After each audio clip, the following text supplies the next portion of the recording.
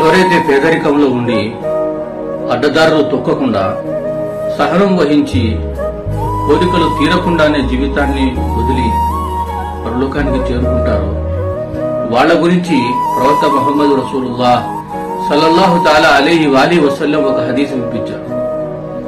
తీర్పు దినం నాడు అల్లాహ్ తాలా దైవదూతలకి ఇలా ఆజ్ఞాపిస్తారు, వాళ్ళ దగ్గరికి వెళ్ళండి, వాళ్ళకి సలాం చేయండి అని.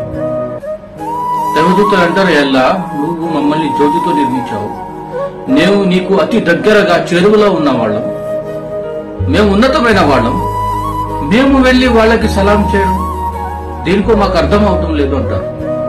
అల్లాహ్ తాలా ఏమంటారో తెలుసా, వాళ్ళు నాతో సంబంధం ఏర్పరచుకుని షిర్కుని వదిలేశారు. కష్టాలని బాధాలని సహించి సహించి చివరికి మరణం ఆసన్నమైంది. అదే స్థితిలో వాళ్ళు మరణానికి చేరువైపోయారు. వాళ్ల కోరికలు వాళ్ళ హృదయంలోనే ఉండిపోయాయి, వాళ్ల కోరికలు ఆ హృదయంలోనే సమాధి అయిపోయాయి. కానీ ఏ రోజు కూడా వాళ్ళు తన నోటి నుంచి నన్ను బాధ పెట్టే మాటలైతే మాట్లాడలేదు.